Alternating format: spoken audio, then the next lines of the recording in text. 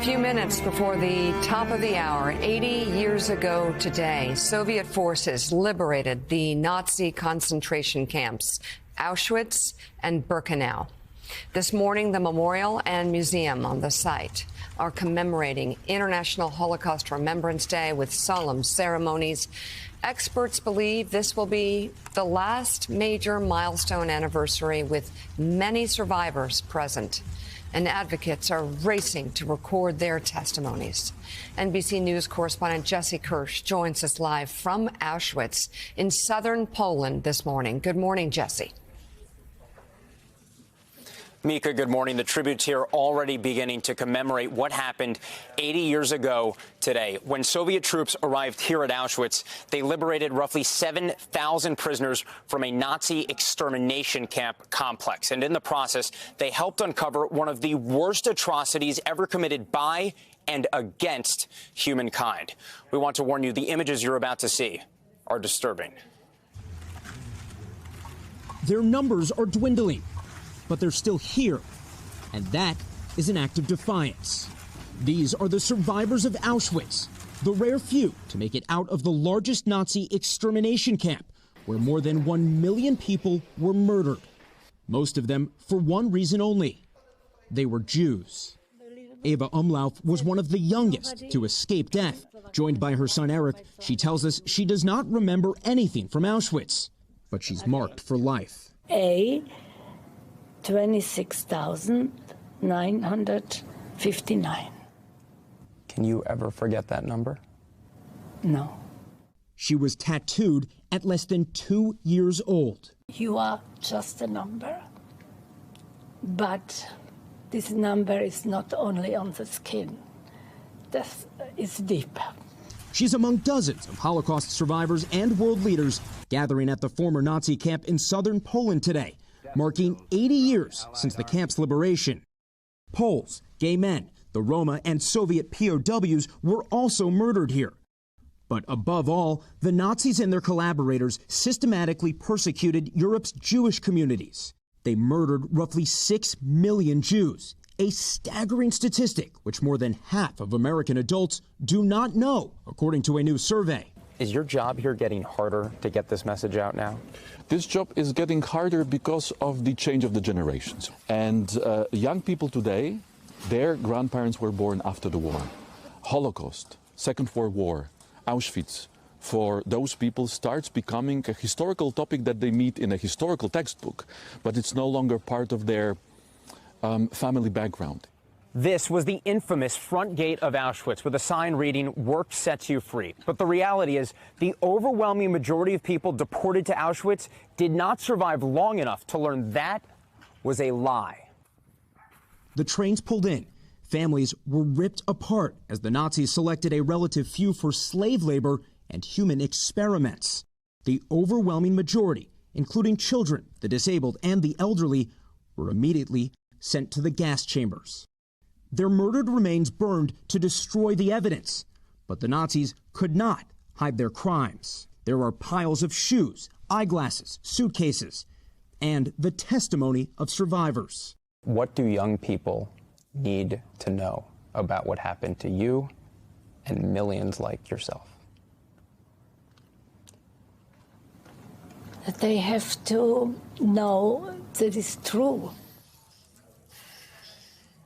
It's estimated only around 1,000 Auschwitz survivors are still living. And so the museum here is planning for a future where their testimonies can only be seen and heard through recordings. The museum tells us they are working on an art gallery featuring the works of survivors and prisoners to convey what people ask survivors about, their emotions, how it felt to be here. And just one more note, Mika, of everything we are able to show here, one thing we cannot show out of respect for the victims of the Holocaust are the piles of human hair that they have here and the textiles that were made from human hair. All of this evidence of what happens when you dehumanize an entire ethnicity, an entire religion. Mika. NBC News correspondent Jesse Kirsch live from Auschwitz in southern Poland. Thank you. And Joe, you and I have both been there, and we've both seen what Jesse was just talking about. And it really, when you're there, you understand the importance of seeing that, processing it, and remembering it. And his reporting on the knowledge gap on this is what I'm struck by. Well, I'm struck by so much today. You know, I've always said that standing over the cliffs at Normandy late in the evening while it's still light and the sun's going down on June the 6th, probably the most moving thing I've seen. And I said that until I went to Auschwitz, moving for completely different reasons. But talking to Holocaust survivors and talking to people that gave me a tour after we did our report from there, you know what? In Jesse's report from Auschwitz, he talked about all the groups, and he said, including children.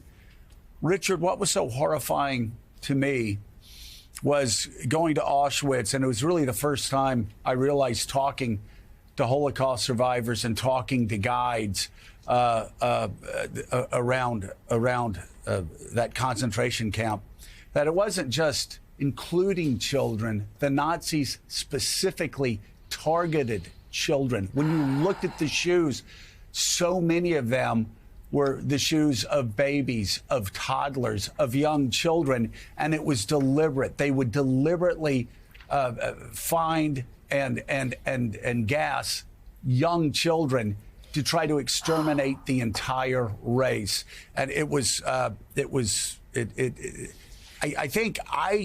I thought I'd have a better understanding going to Auschwitz, touring it, of how something like this could happen. I must say, the closer you get to it, the more unrecognizable the crimes are from any humanity. And I spent walking through their prisons, looking at the Nazi guards, looking and wondering in these pictures, how could humanity ever become so depraved? No, the scale of it, the deliberateness of it, it was monstrous. And you're right, it's almost hard to fathom, Joe. And several of us have been to Auschwitz, and it's one of those things that you can never forget it. I just say, again, linking it to what you and Miko were saying, the fact that we're essentially entering now the period of history where there'll be no people who will be able to give us direct accounts of what happened. So it talks again, it's almost cycling back to our earlier conversation about history. One of the things I've learned is you can't assume anything about history, that it's learned, it's taught, and we have to be intentional about it.